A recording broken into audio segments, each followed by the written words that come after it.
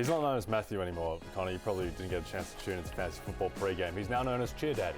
Yeah. He's a Cheer Daddy. Cheer Daddy. Yeah, Cheshire Cheer Daddy. Cheshire Cheer Like Daddy. a group of you guys? Briefly. And Leather Daddy. Yes, Also yes. potentially Leather Daddy. Yeah. We won't get into why you're a Leather Daddy. Yeah. But that is why you're a Cheer Daddy. Yeah, this is why you got to tune into fantasy football pregame every Sunday morning.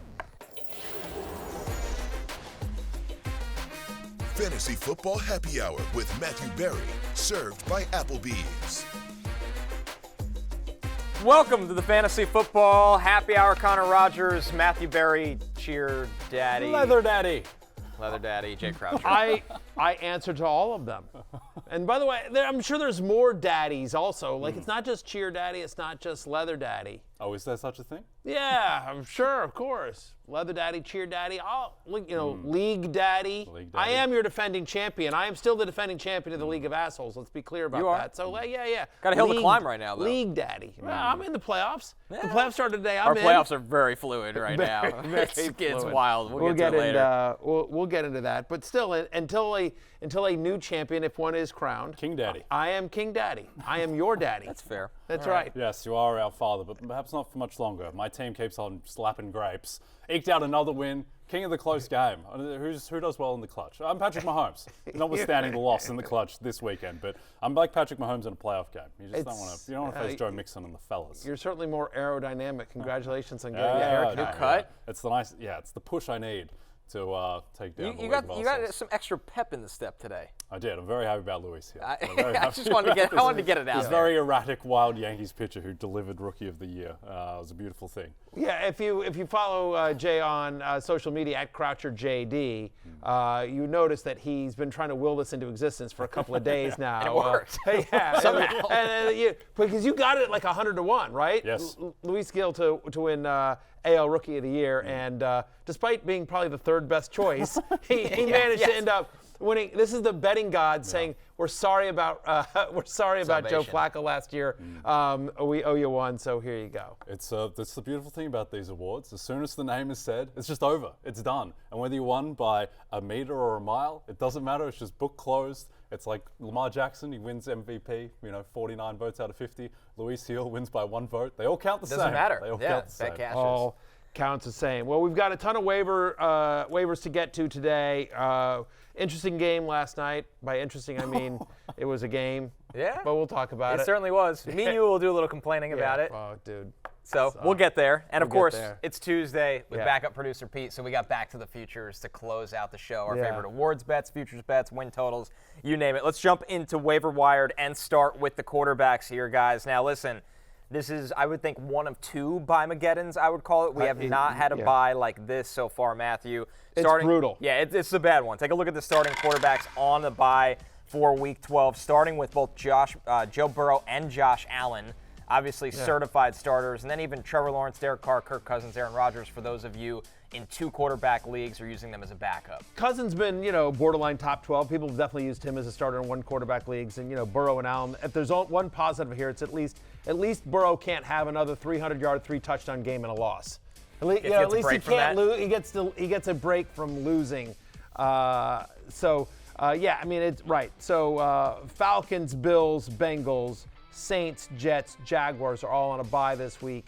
So it's a lot of fantasy relevant players. You see the notable quarterbacks there on your screen. So one guy that's available and shouldn't be is Bo Nix. I don't know how long we've continued to talk about Bo Nix, but our rule here at the league, and I get it. I know people are screaming at their screen or they're listening to this like, not in my league. Right. I get it. I hear you. Not in any of my leagues either. But all we can go off is what Yahoo data shows us. And according to Yahoo, Bo Nix is still available in 51% of leagues. He's clearly still available in some leagues. He should be 100% rostered, Connor. He's not.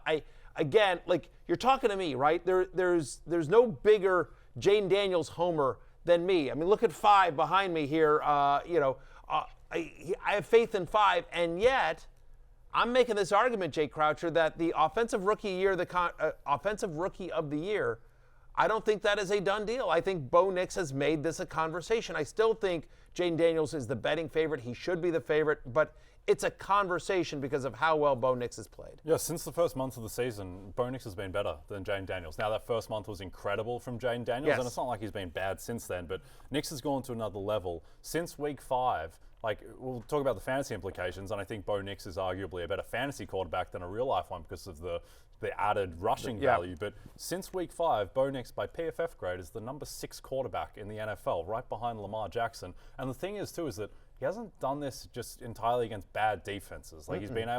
He's able to put the Broncos in position against the Chiefs to kick a 35 field goal or whatever to win the game. He's just been very consistent. He just looks like a much more comfortable quarterback, Connor. He really does. He's settling into the offense. He's getting the ball out, but he's also making some plays on some more extended plays, and that's where his athleticism comes into play. We've seen a much better production from Courtland Sutton lately as well, which has been really huge. And the schedule kind of makes you buy in that he can keep this run going right now when they have the Raiders, the Browns, a bye, and the Colts. These are favorable matchups for him, Matthew, where you think, okay, maybe not the 4-touchdown performance against the Falcons where it looked like the Broncos were dominant, but definitely a starting quarterback in fantasy right now. There's a floor there because of the rushing. He's really taken the Sean Payton offense of these short passes and your yards after the catch is really taking off, and then they're not scared to throw it deep as well. They've taken some deep shots to Courtland Sutton and some of the other guys there as well. And it's sort of weird, right? I mean, you're we like Marvin Mims, but he hasn't really broken out in a big way. Little Jordan Humphrey. There's not a lot of big name guys. Vele's gotten a lot of looks recently. Yeah, exactly. There's not a ton, but you're not wow, the Broncos just completely loaded. And so Bo Nix is doing it with his legs, with his arm. 11 total touchdowns over the last 4 games, including the 1 receiving touchdown, but 9 passing. He also runs in for 1. Since week 5, I just want to show you this. Over the last 4 weeks, look at this on your screen. Over the last 4 weeks, Bo Nix is the 4th best quarterback in fantasy football, right? Since week 5, he's QB4. He's averaging more fantasy points per game than Brock Purdy, Justin Herbert, than Josh Allen. He's 0.8 points less than Lamar Jackson. So I want to do a quick kind of exercise here with you guys. And we don't have to get into a whole discussion, but on my old show, back in the day, way back in the day, any old 06, 0-0 fans know this. We used to do a thing, I invented this, whatever, but called the name game. Not to brag about that, but my point is I'm bringing that because I want to do it again, right? And so if anything, I'm ripping myself off. And so a lot of other shows have done a version of this as well since then. I don't think my old show continues to do this. I haven't listened. Shout out to my friends over at Fantasy Focus. I haven't listened recently, so I don't think they're still doing this. If they are, apologies. But regardless, anyway, so we used to do this thing called the name game. So just for the rest of the season, who would you rather have, Bo Nix? And I'm going to read a couple of.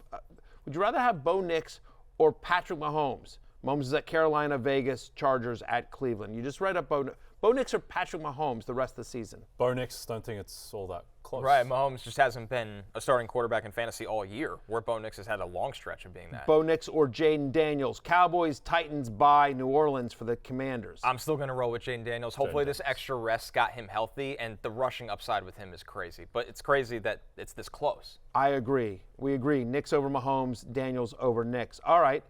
Bo Nix or Justin Herbert plays the Ravens, the Falcons, the Chiefs, the Bucks. I love the schedule for Herbert. It's Herbert. 3 of those 4, he's going to have massive games. I think per game it might be neck and neck, but the fact that Herbert's already had his bye, and that's I think the key thing here is that Herbert has an extra game than Nix, so I would take Herbert. I agree. Bo Nix or Brock Purdy? Maybe the toughest one.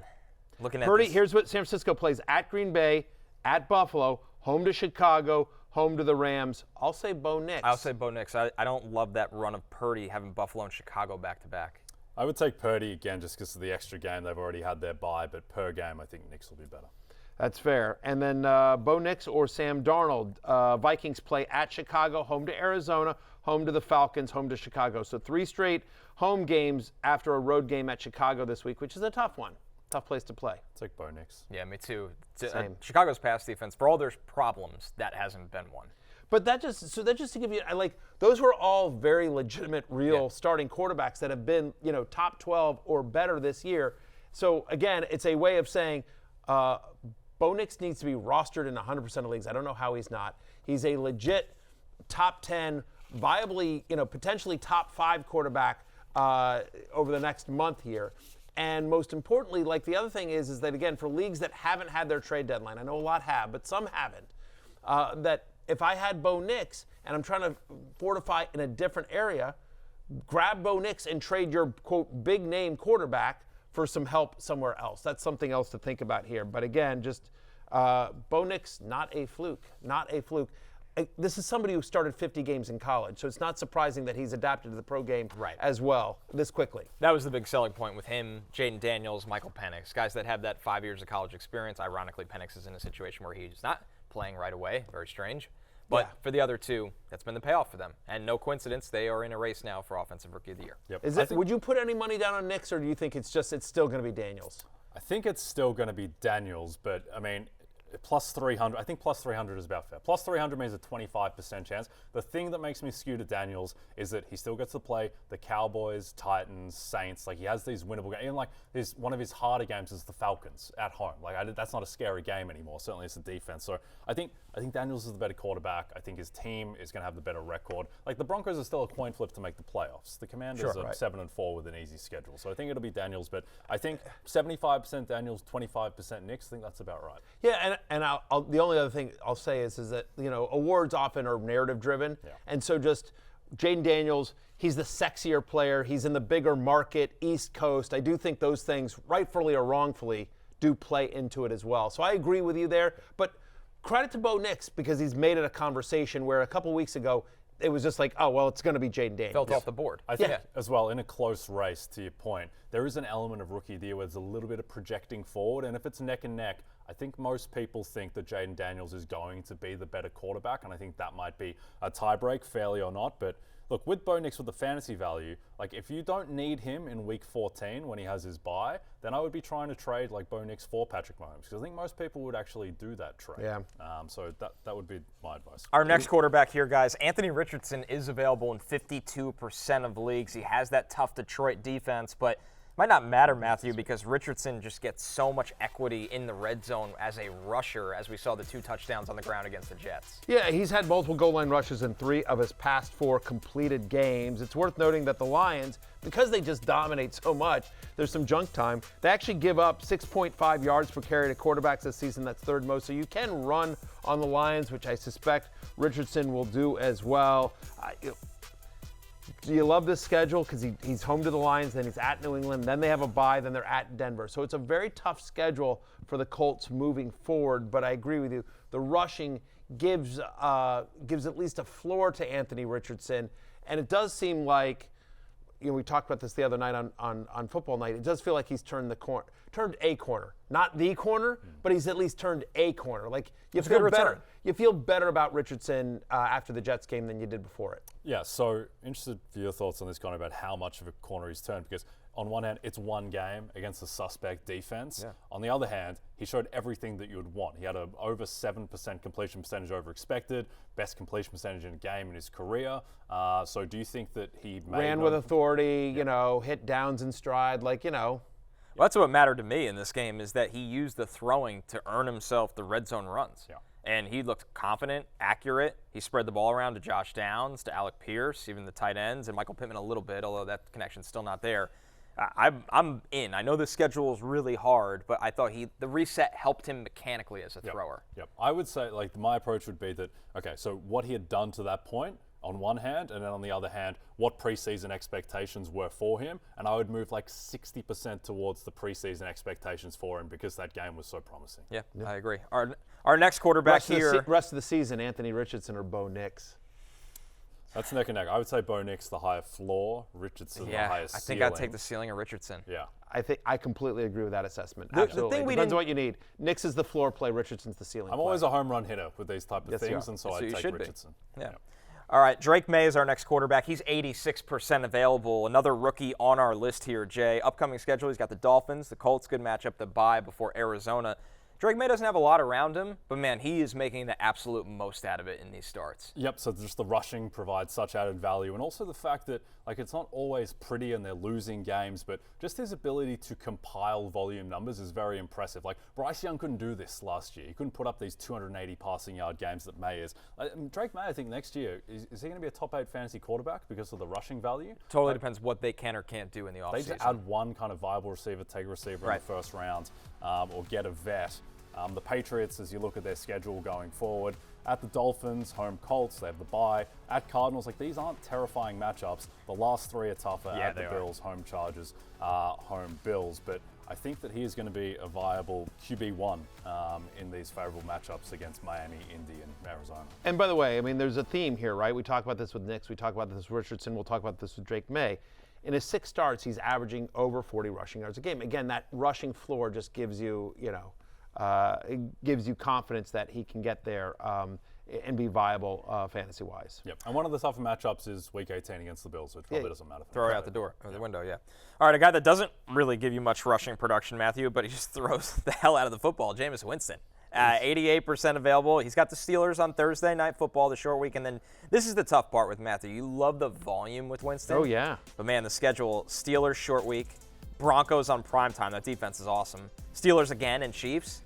This is kind of murderer's row. It's a little bit tough. Yeah, Steelers, Broncos, Steelers again, Chiefs, as you mentioned. It's a very tough schedule, but he is averaging 44 pass attempts a game. You mentioned the volume, Connor. Over 40 attempts in all 3 starts. He's had at least 23 fantasy points in 2 of the last 3, and I think that while you wouldn't feel good about the Browns' prospects of winning these games, and certainly, you're going to get the full Jameis experience, in some way, I think you could make an argument that the fact that he's going against good defense is actually helpful. And by that, I mean, there's probably going to be a pick 6 or 2, stay tuned, obviously, for your free wings from Applebee's. But there's probably going to be, a pick 6 or 2, which, by the way, when you have those defensive touchdowns, as we'll talk about from last night's game, that speeds up the game, and it just means you're chucking. It'll be junk time production, but it all counts the same. And so there's a reason why Winston, I think if he had a better schedule, he'd be higher up on our list. But again, with 6 teams on a bye, and you may not have Bo Nix, Anthony Richardson, or Drake Maye available in your league. So Winston comes in here at 4. He threw for almost 400 yards against the Saints. Yeah. He's just going to chuck it. He doesn't run that much. And so, Nick Chubb has yet to sort of really get going. And given how good the Steelers especially are against the run, that's the only way they're going to be able to move the ball. We have seen some teams move the ball through the air against Pittsburgh. Yep. I think the key is that they can't run the ball. It's been all season they haven't been able to run the ball with that offensive line, with Chubb still getting back up to speed. And now they're playing all these teams that have great run defenses. In Pittsburgh, ×2 in the next month, the Broncos, the Chiefs quietly becoming more of a pass funnel defense too. So Jameis, for his flaws, I think you make the point. The bad elements of Jameis aren't necessarily bad for fantasy because it just means he gets the ball back quicker. Yeah. In some quarterback news here that we didn't discuss too much yesterday, the Giants do bench Daniel Jones. Matthew, it's not Drew Lock. It's Tommy DeVito time again. Yeah. One of the great tanking moves. Yeah, right. I was going to say, as a Malik Neighbors roster, not exactly thrilled by this development, but we'll see. I put it out there when this news came out because I rostered last week, because I have Josh Allen on a bye this week in our Superflex League of Assholes League, and so I need a third quarterback as well, and so I picked up Drew Lock, being like, oh, I'm so smart. Look at me. Look how smart I am, because I'm sure they're going to bench Daniel Jones, so I'm just going to hold Drew Lock through the bye. Trade him to producer Pete. Yeah, and then of course, what happens is yesterday the news comes out that it's not going to be Drew Lock, it's going to be Tommy DeVito. Tommy Cutlets making another start for the New York Football Giants. And I quote tweeted the breaking news. I think Adam Schefter is the one who I quote tweeted, and it was just I'm like, man, do the Giants hate Drew Lock? And what came back at me is right. Drew Lock gives them a better chance to win, which is why they want Tommy DeVito out there. I think there's an argument to be made also is that, I think this is a less one, but maybe they want to see what they have in Tommy DeVito because next year probably Drew Lock is not going to be the backup of whoever they end up getting at quarterback, but there's a chance Tommy DeVito could stick around as a quality backup in this league. like he had moments last year, Connor. He did, like, No, he legitimately had some moments for all the fun of, like, no. Why are you giggling? Well, just no on it because I mean last year there's such a with the agent and the whole thing and the Italian, he lives at home with the mom and the blah blah blah. But there, and he couldn't shower and anyway there was a lot going on with Tommy DeVito. But there were some actual moments of good NFL play last year for him. Right, and Drew Lock's on a 1-year, $5 million deal. So if you can go get keep your cost-effective backup. That's the dad and the agent kissing each other. Yeah, the vid is back. Yeah, exactly. I mean, hey, watch Tommy DeVito go win 2 or 3 games. Yeah, exactly. And take the Giants out of position to take their next quarterback. He was a sensation. There's no question. Yeah, I think John Mara is not a guy that is tone deaf to the excitement or lack of excitement from the fans. As we saw with the Saquon Barkley free agency fiasco, I don't know. I think the fans buy into the Tommy DeVito craze. He is a fan favorite. There is no question. We have not seen a ton of consistent fantasy football production from the Giants quarterback position, so we hadn't really mentioned him as well. But I will say that last year he had 2 different games with at least 17 or more fantasy points. His 5 full games last year, he averaged 14.9 fantasy points. There's a little bit of rushing there. That's the thing. He'll run. Yeah, he will run. He will run a little bit, and so playing Tampa Bay, who knows if they've figured out their secondary issues. This is the test of all tests. I mean, if Tampa Bay lets Tommy DeVito go for 300, I mean. The thing, though, is that if you have Todd Bowles we can no longer call Todd Bowles a defensive coach. No, he's just a coach. He's just a coach. Todd Bowles and Raheem Morris are not great seasons on the defensive side insane. for those guys. The thing with DeVito, like if you picked up Drew Lock in Superflex leagues, wouldn't drop him just yet because Tommy DeVito in 9 games last year, he took 37 sacks in 9 games. That prorates to a million sacks over the course of the full season. It's David Carr, Texans, inaugural season. And it's not like the Giants' offensive line is any good, particularly with Andrew Thomas out. So, yeah, DeVito, the thing that no one talked about last year, you remember that Jets game? They did not let him throw the ball. They did not let him throw the ball. And then it's like 2 weeks later, he's beating Jordan Love on Monday Night Football. So why didn't you throw the ball with this guy? You would have won the game. I'm not sure Tommy Cutlets is going to last the full season. We'll see. Anyway, we'll see. But again, for those of you in Superflex leagues, he's out there and he's an option. It's not a bad matchup against Tampa Bay, and he will have a healthy Malik Neighbors, a healthy Wan'Dale Robinson, and a healthy Theo Johnson. Speaking of wide receivers, let's get to them now. Yeah, a lot on the bye, just like the quarterbacks. This is worse though. Jamar Chase, the best wide receiver in fantasy football. You don't have him this week. T. Higgins, when he's been healthy, he's been tremendous. Garrett Wilson also on a bye. Drake London and Darnell Mooney. Brian Thomas Jr., Devontae Adams, Khalil Shakir, and Amari Cooper.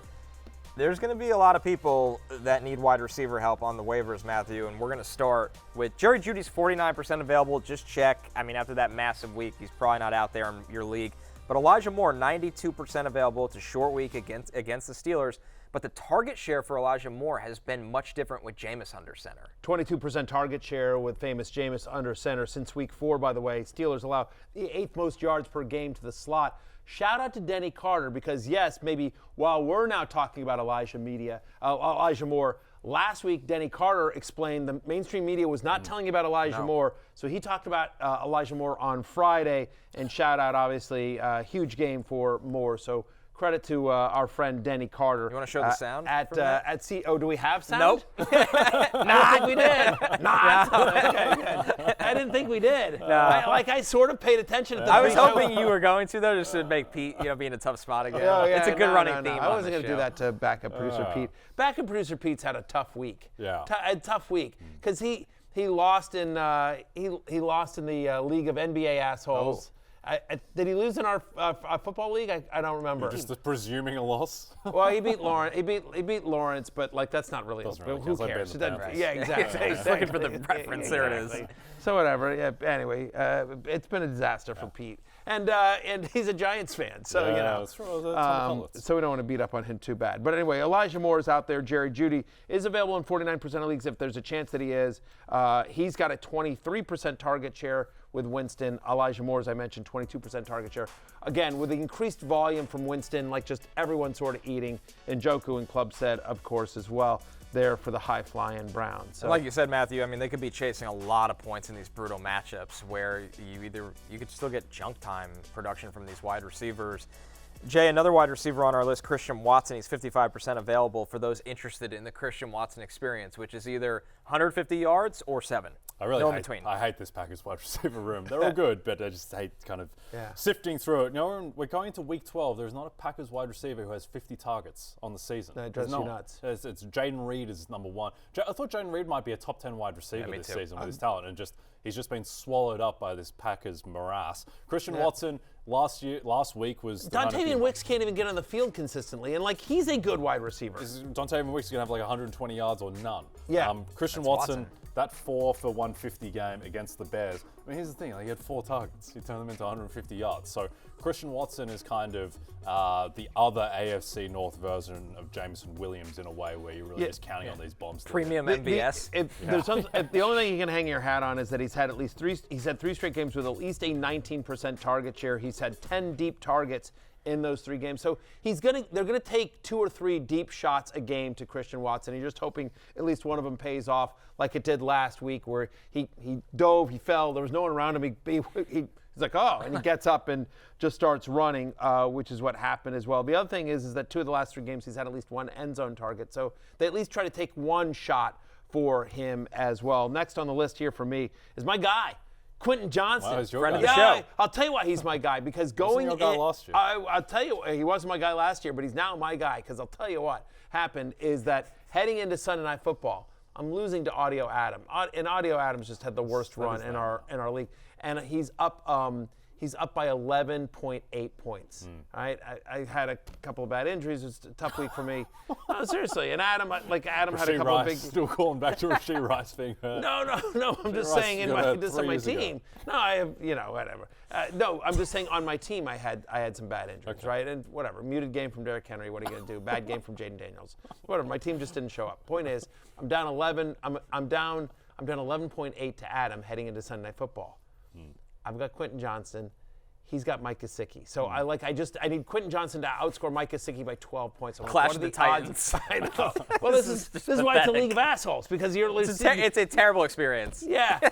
But Mike Gesicki gets a goose egg. Quentin Johnston shows up with 12 point whatever it was, and I squeaked by Audio Adam for a victory. Again, similar to Luis Gil. It doesn't matter. It's a W in there. It doesn't matter if it's 1 or not. And Quentin Johnston continues to get touchdowns. He's had 6 completed games over his last 6. He's scored in 5 of them, right? He had a 24% target share last week. He didn't connect on a lot of them. They played good defense on him. But it's a nice match with the Ravens, as Baltimore has allowed the most fantasy points to opposing wide receivers this season. They're tied for the most touchdowns allowed. Again, Quentin Johnston has scored in 5 of his last 6 completed games. So, give me some QJ this week on By-Mageddon. Xavier Legette also makes our list here. He's kind of Louis Hillian. Quentin Johnston. I kept on saying, you need to think of Quentin Johnson like a tight end. He's like a tight end who plays wide receiver. He's very touchdown dependent. Otherwise, he's not going to deliver value. I agree. He scores touchdowns. But he does score touchdowns. A lot. He does score touchdowns. There's not a ton of target competition, and Herbert's playing at a really high level.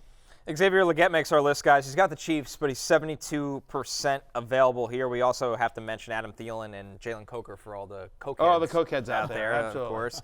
Xavier Legette, Jay. He's got the target share. Am I a coke daddy? Yeah. That's really pushing the limits. I'm a cheer daddy and a leather daddy now. I'm just asking. Tiptoeing around the Johnny Depp as a hardcore member of the cokeheads, am I a coke daddy? I think you're a leather daddy. You'll always be a leather daddy to me. You and Tobias Funke. Yes. Exactly. Xavier Legette, Connor. So the thing with Xavier Legette, it's kind of like it's like a version of how a couple years ago you just have to have Juju Smith-Schuster because he's the number 1 wide receiver for Patrick Mahomes. Xavier Legette's like the kind of budget version of that, where he's the number 1 wide receiver on an NFL team for a quarterback who now looks competent in Bryce Young. Bryce Young, I think he has turned the corner in a way. He's turned the corner into Competentville after not residing there at all his previous existence. So I think Xavier Legette, he keeps on having these just nothing games, but I think you just have to trust that because he's a young player, evolving in the offense, Bryce looking better, that Xavier Legette, he's a worthwhile flyer. I'd argue you want him now, too. Sure, it's not against the Chiefs, so that you might have to start him, but against the Bucs the following week, Matthew. Chiefs' pass defense isn't great. Against the Bucs, then at Philadelphia, home to Dallas. So 2 of the next 4 you definitely feel good about, and there may be some junk time scoring as well. Nice big target, good red zone target. You think that I am cautiously optimistic about this Panthers passing attack with a competent Bryce Young, Legette, Coker, Adam Thielen, Jatavian Sanders as well. Like, suddenly a Chuba out of the backfield, like, suddenly you're like, okay, there's some, it's not world beaters, but like it's also production. Like, it's, yeah. In some format. It's moving forward. It's moving forward. Another offense that is improving slowly, surely, is the Patriots. And how about DeMario Douglas? We've talked about Pop Douglas a decent amount on this show, but in his 4 full games with Drake Maye, he's averaging 12.9 fantasy points per game. He's got a 23% target share. And over the last 4 weeks, he's got a matchup with the Dolphins this week. Over the last 4 weeks, Miami allows the 6th most receptions per game to the slot, which is obviously where DeMario Douglas lines up the majority of the time. And so I think Legette and DeMario Douglas are sort of even here. I think Legette probably has more upside because, first-round pick, pedigree, bigger-bodied guy, probably more scoring potential. But DeMario Douglas has more of a floor. Just feels like it depends on sort of what you need this week, whether you're looking for, hey, I just want somebody that potentially could pop in a few weeks down the stretch, or am I looking for somebody like I need 12 points this week? Right. Yeah, Jay, it kind of feels like this Patriots wide receiver group is the budget version of the Packers roulette wide receiver group, where Booty might have a good week. Douglas is okay with the floor. You have Kendrick Bourne in there. We talk about Hunter Henry a lot. It's just hard to kind of figure out the distribution throughout all these guys. It is a little difficult, but I think Pop Douglas is ultimately the guy that you want, and then I would take Keyshawn Booty second after. Last 3 weeks, he's got a 98% route participation. Again, it hasn't turned into fantasy production just yet, but he's out there, he's running routes, and so it's clear that the coaching staff has confidence in him. It's coming. All right, let's move over to tight ends. Here's the notable ones on the bye for Week 12. Taysom Hill, who went absolutely nuclear last week. Laugh all you want. He was the best player in fantasy. Yeah, Evan Ingram, Kyle Pitts, Dalton Kincaid. This is probably good news that he's on the bye, dealing with that knee injury. He's going to need a little bit of time before he can get back on the field. So we start with Will Dissly, who, if you watched fantasy football pregame, Matthew was ahead of the curve on the breakout from Will Dissly. Dissly. Like 3 of the last 4 games, he's had at least a 23% target share. It's not a particularly scary matchup against the Bengals, who's struggled against the secondary. So Dissly, we just talked about, we think this is going to be kind of a high-scoring game. We think Herbert's played a lot better. Hayden Hurst has not been a factor at all, even when he's been active. So, yeah, give me Will Dissly as a top 15 tight end this week. Nice call, Matthew. A nice week for Will Dissly, and it could continue on Monday Night Football against the Ravens that we constantly call the biggest pass funnel in the entire NFL. They are bottom 5 in terms of most receptions and yards allowed to opposing tight ends this year. Over the last 5 games, Will Dissly is the 11th best tight end in fantasy football. He's had at least 6 targets in 4 of the past 5 games. He's got a 23% target share. And clearly that performance on Sunday night against the Bengals is going to give him more opportunities, more confidence from Justin Herbert as this passing attack rounds into form. It's Ladd McConkey, it's QJ, and it's Will Dissly as you see it there on your screen. All of them in double-digit fantasy points. Will Dissly, 4 for 80 and the touchdown on Sunday night. I expect him to keep it going against the Ravens. And then you look at the upcoming schedule, Falcons, Chiefs, Bucks. None of them are particularly scary. Maybe the Chiefs a little bit. They're pretty good against tight ends, but 3 of the next 4, Dissly very viable. As we always do on Tuesdays, Hunter Henry makes the cut, Jay. Literally every Tuesday, Hunter Henry is on waiver wire. He's 55% available. He's got the Dolphins and then the Colts before the bye week. I mean, he's kind of like the version of 2 years ago or whatever. We were just talking about Kenyon Drake every Tuesday. Yeah. Kenyon Drake was the guy. Now Hunter Henry is the tight end version of that. Look, he's the number 1 receiver on an NFL team in terms of yards, in terms of targets, in terms of receptions. He's 1 touchdown off the receiving touchdown lead on the Patriots, just because no one has more than 2 on the Patriots, and just 6 catches on 9 targets last week against the Rams. I think that he's always going to be a fringy tight end 1.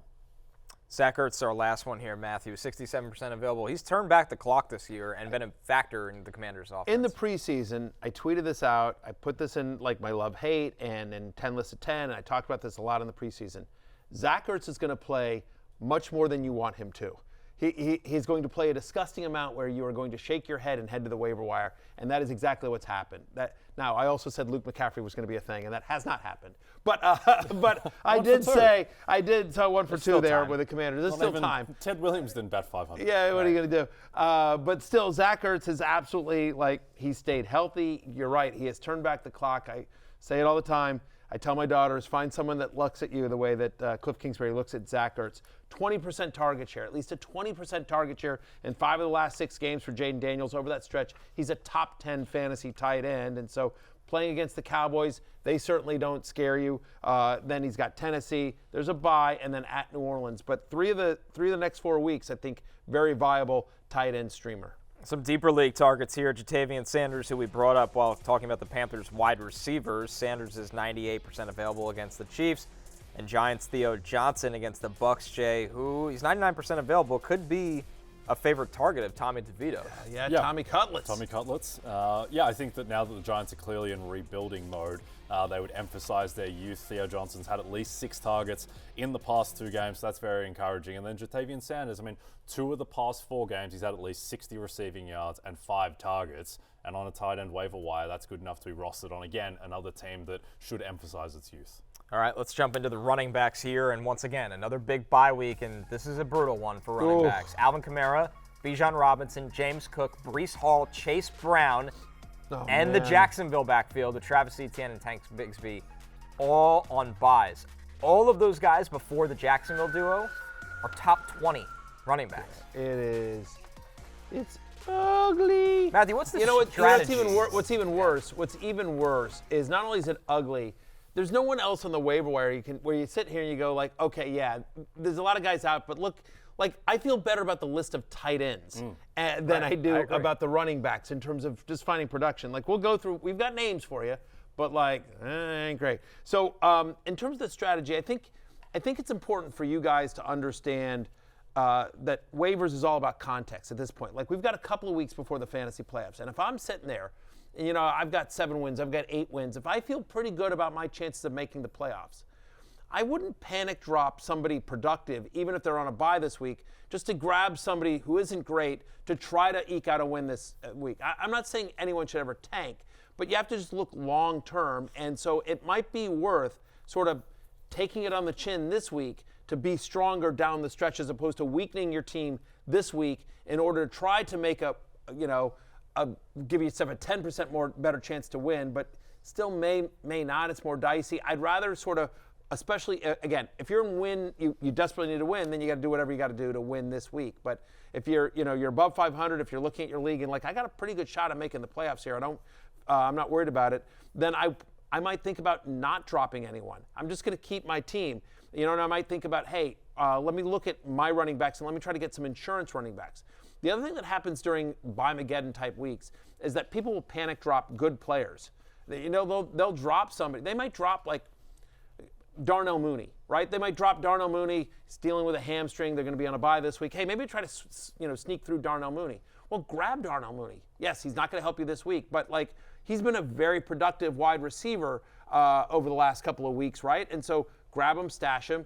Not going to help you this week, but all right, I've already decided I'm taking it on the chin this week because I feel good, and now you're solidifying yourself for a playoff run with a guy that we think is pretty productive in Darnell Mooney, just to give an example, right? And the other thing that I'll just mention here, again, it all depends on sort of how your league operates, but one thing I like to do is there's 2 other things I like to do.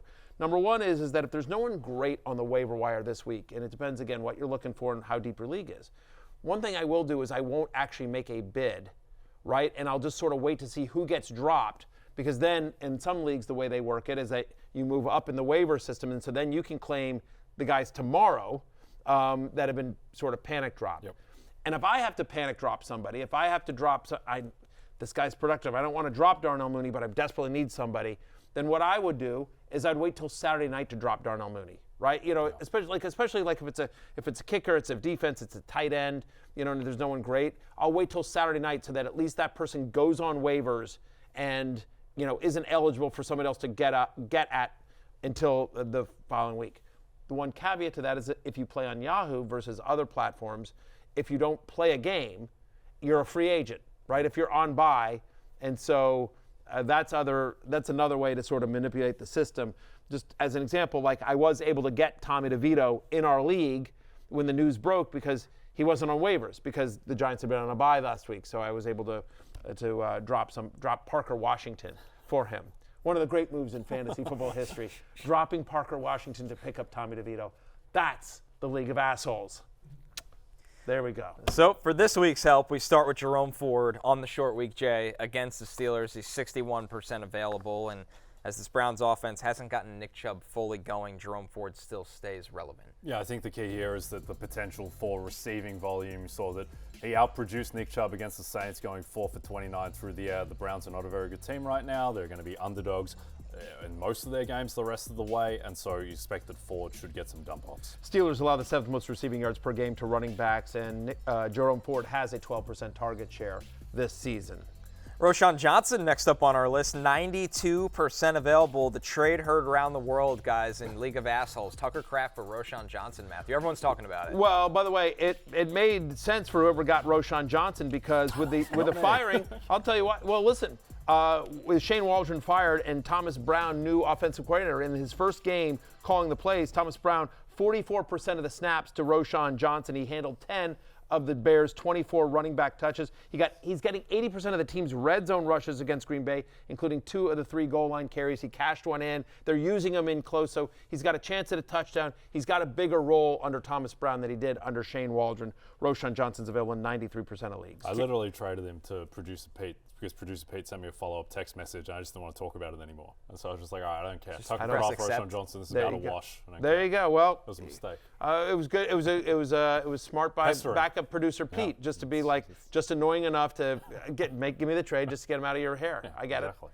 Cam Akers, 83% available. He's got the Bears. He caught the touchdown last week, Jay. And still, every year it feels like he ends up back on the Vikings and somehow on the field a little bit. Yeah, I mean, the key here is really remarkable. Aaron Jones is one of the most injury-prone running backs in the league, and this is a top 10 offense. And so Cam Akers, it's not a high chance, but there is a chance that come the fantasy playoffs, he could be the lead back for one of the best offenses in football. Yeah, and by the way, over the last 4 weeks, the Bears are 28th in rush defense. He's very quietly had at least 12 touches in back-to-back games. Jones getting banged up in both of those games as well. So there's always the opportunity as well. The last thing I'll say here about running back waivers here is that as earlier in the year, you don't really love getting insurance running backs, but now I think as we head towards the playoffs, we've only got a couple of weeks, I am prioritizing insurance running backs for my own team. So again, if you have Aaron Jones, you should be grabbing Cam Akers. If you have DeAndre Swift, you should be getting Roschon Johnson. Try to prioritize. You want to solidify the running back rosters on your team because we've got less time for those running backs to sort of blow up, but at least you're locking in production and you're not chasing the waiver wire if you're in the middle of a playoff run and one of your guys gets hurt. Our last group of running backs is the Raiders' backfield, as both Alexander Mattison is dealing with an ankle, Zamir White dealing with a quad. They both left in the second half on Sunday. We'll keep you updated on injury updates with them, but Jay, Amir Abdullah and Dylan Lobby, to the surprise of no one, they're 100% available. One of them could factor in against Denver, especially really in the pass game is what you're hoping for with these guys. Reach the Dylan Lobby segment we've Fantasy Football Happy Hour. Look, these are guys who may see the field in an NFL game and in theory may get some usage. It's not a great matchup, but with Madison and Zamir White both banged up, these guys should probably be rostered in deeper leagues just because they may get on the field. Right. It's like, tell me you're desperate without telling me you're desperate. Adding Amir Abdullah. Like when I picked up Easton Stick for a week. Yes. Shameful. I wanted to hide my identity. If you still play in a league with the defense, here you go. The Commanders have the Cooper Rush-led Cowboys. They're 80% available. The Bucs against the Giants because they're playing against Tommy DeVito. And the Cardinals, who have been very plucky this year, they have Geno Smith's Seahawks, 96% available. Not the greatest week, though, for defenses. I mean, it isn't, but Geno's been known to throw a pick or two in the red zone. And, so take some sacks. There you go. If you're looking for some players that you potentially could drop to make room among guys that are available in over 50 or that are rostered in over 50% of Yahoo leagues, Raheem Mostert, Tucker Kraft, who I have a friend who just traded for Tucker Kraft. Can I pick up Me Roschon too. Johnson? It's weird. Yeah, no, you cannot. Deontay Johnson just hasn't found himself in that Ravens offense yet. Kirk Cousins on a bye, and honestly, he doesn't get to play Tampa Bay the rest of the year. And Jordan Mason's on there, although I don't know that I would. I'm not looking to drop Jordan Mason, just given the injury history to Chris McCaffrey. Our production staff, we do disagree on that. I would not drop Jordan Mason there. Yeah, it's their fault if he goes off. Yeah, I'm just saying I would not. I personally would not drop. I would not drop Jordan Mason. I don't want my good name attached to that. I would because Chris McCaffrey is injury prone and Jordan Mason has tremendous upside. And one player, a little bit up for debate if he's droppable or not, Audric Estime, 50% available. He's got the Raiders. I know things didn't go how everybody hoped for last week. And producer Pete, if you've gotten up after getting the bus rolled over you, let's see that Sean Payton sound of the difficulty of playing 3 different running backs. I just think historically I can't think, and so I don't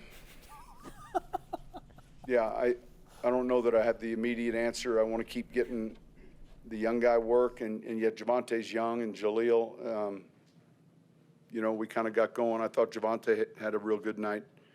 And then some of the explosive plays were coming out of the passing game. We'll figure it out each week, though, and kind of plan accordingly. Thanks, John. What the hell was that? I really appreciated I don't know. Figure it out He was yourself. honest about it. It almost seems like he was pausing to try to remember their names. The young guy's playing well. Sean Payton has traditionally, throughout his time, this is like, we joke about Taysom Hill, but for years and years and years, Taysom Hill drove us crazy as people that would have Alvin Kamara being like, why is this guy getting goal line rushes? Mark Ingram, You just don't know. You'd be like, shouldn't Mark Ingram have been retired 3 years ago? And here's Mark Ingram getting goal line.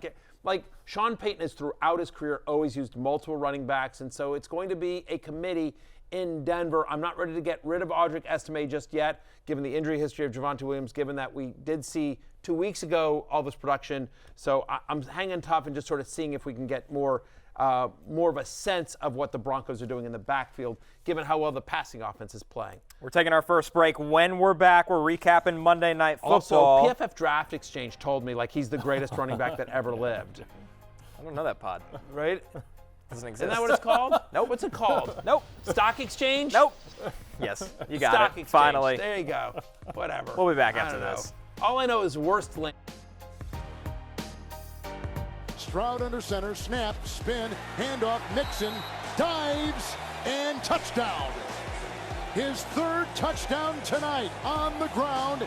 That ties a team record, also done by Ryan Moats and Arian Foster along with Ben Tate.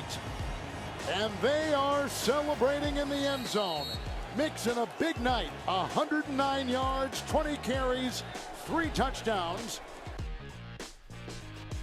Joe Mixon drinks free as you see that third touchdown of the night. Yeah, and that, who's picking up his tab? Jay Croucher. He's damn right. That killed my underbet, that touchdown. But Sorry about that, Jay, over 87.5 rushing yards. Nice call for Joe Mixon on a pretty easy. It felt like just too easy at times Well, it for was him. like he had like 72 yards in the first half or did something. nothing Well, in he the had that third quarter. 45-yard touchdown like Right. in Why the am I sweating this out in the fourth quarter? Right, it was a man? All little. of a sudden. He did nothing in the third quarter. They didn't really need him to. Right. Then he was But there was a able 77-yard touchdown for Nico Collins, which cashed my Nico Collins Immediately. anytime touchdown bet. Like immediately, first play, I'm like, I'm loving life. And then apparently Laramie Tunsil was 2 yards downfield. The dumbest Silly rule rule. in the NFL. It makes no sense. It didn't affect the play. Like, I understand why it's a rule. It just feels like they're calling it at an excessive rate this year. And I feel like the general football fan, and by the general football fan I also mean me, doesn't understand exactly how it gets called because it does seem inconsistent game to game. Well, the fact is, it's hard for a fan to understand it on the broadcast when it doesn't impact the play necessarily. That's the annoying part of it. Yeah. I also enjoyed Tyler Guyton. He was an H-back back in college for like 1 year before he was an offensive tackle. Man, that moment he felt so great in that moment, picking up that ball and just got clobbered. Right. Clobbered. And that killed the under. That killed Very the under, enjoyable too. watch Monday Night Football. What What are you going to do? But That's Joe gambling. Mixon leaves lets the grape slappers make a come from behind victory as well. I think the Texans are what they are. Look, it still wasn't. You see it right here. Stupid Dev loses a heartbreaker to the grape slappers. Clutch comes through in these big moments. I'm not going to lie, I fell asleep halfway through the fourth quarter, very exhausted from the Luis Gil announcement. But then to wake up to the Joe Mixon touchdown was glorious. And now you can see I am first in the league of a-holes. Which You is, are besides indeed. you. I'm fifth, but I'm third in total points. Yeah, Just I'm as first something. in total points Yes, as well you as are. leading. You are. This You is are. going to come down to the final week of the season for playoff It's ugly. seeding. I mean, you look at how many. We're all 6 and 5. Everyone's 6 and 5. Everyone's 6 and 5 except for Adam. Poor Adam. And Jay. maybe three. Two different sides of the coin. Yeah. It's unbelievable. All right. So, Houston Texans side of the ball. I'm not worried about Nico Collins. Obviously, very tough break on that first, but his first game back, Nico Collins is going to be just fine. He looked like Nico Collins to me. Didn't play a full complement of snaps, but, again, that first play, even though it got called back, you're like, okay, that's Nico Collins. Yeah. But are you worried about C.J. Stroud? I am. Because this is a consistent problem at this point, fantasy-wise. CJ, honestly, if you're in a one-quarterback league, CJ Stroud is droppable. Yeah. He is not a QB1 this season. He was drafted as what? He was on my preseason hate list. There's a reason why. So far this season, he's quarterback 25. I mean, we're 11 weeks in. He's QB 25 on a points per game basis. He's finished higher than QB 13 only twice this season. He has 0 top 5 finishes as well. He's been under 15 fantasy points in 5 straight games. And I get it. He lost Stephon Diggs. He didn't have Nico Collins for a while. All those are concerns. But also, by the way, their defense is playing pretty well. Joe Mixon is running unbelievably. And so while I think C.J. Stroud has regressed a little bit NFL-wise, fantasy-wise, he has massively because he hasn't needed to get into these shootouts the way he did last year. On the Cowboys side, is CeeDee Lamb still wide receiver 1 going forward the rest of the way? Yes, but he's like the last one. He's the 10th, 11th wide receiver, I think. I think that, look, he got 12 targets. CeeDee Lamb's going to be fine. You fire him up every week. Rico Dowdle might be droppable in more shallow leagues. The concern with Dowdle is that he only had the 2 catches for 6 yards. Now, to be fair, he did get 5 targets. I think he's going to be a flex-ish guy each week. I'm not dropping him just because he is a viable running back this week with 6 teams on a bye. Sure. I mean, you don't love the matchup with Washington as well, but to your point, he played 50% of the snaps, 48%. So, you got 12 of the 21 running back touches, which isn't great. But this week, 12 touches are oh my God, you're my RB1. I'm give it one more week on Rico Dowdle just because of the current landscape of Maye. Taking our final break when we're back. Back to the futures. Favorite awards, win totals, over-unders. Coming right up. DraftKings Sportsbook is the #1 place to bet touchdowns, and new customers can bet $5 and get $150 in bonus bets if your bet wins. Download the app and use promo code Barry when you sign up. DraftKings Sportsbook, the crown is yours. Oh, the crown is yours. All right, back to the futures, Jay. What do you got for us on this fine Tuesday? Taking Saquon Barkley to win MVP at 40-1. I think that he should be the 3rd favorite after Josh Allen and Lamar Jackson. I'm going to go Jets under 5.5 wins. Breaks my heart to say it, guys, but plus 135. They're going to be playing a hungry Dolphins team, a good Rams team, a hungry Seattle team. They play Jacksonville. They need 3 wins on the rest of their schedule. I don't see them. Fair enough. I'm taking Sean Payton, Coach of the Year, at plus 1,400. Again, we've talked about that schedule coming up. Their win total preseason was very, very low. They got a chance in one of the toughest divisions of football to make the playoffs. So at 1,400, give me Sean Payton, Coach of the Year as well. Raiders, Browns, bye, Colts, Chargers. It's a pretty nice schedule there. It's closing time. You don't have to go home, but you can't stay here. For Jay, for Connor, for backup producer Pete, I'm merely Matthew. Peace out.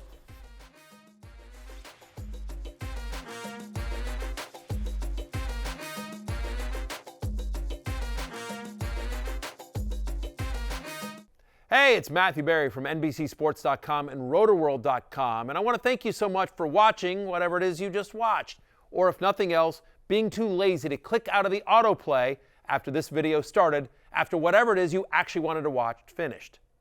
But now that you're here, I'd like to take a moment here to ask you respectfully now, okay? I'm asking you respectfully to subscribe to the NFL on NBC YouTube channel. You'll get the latest RotoWorld fantasy news headlines, all sorts of great shows, including my own Fantasy Football Happy Hour. So go subscribe now. Again, I'm asking respectfully.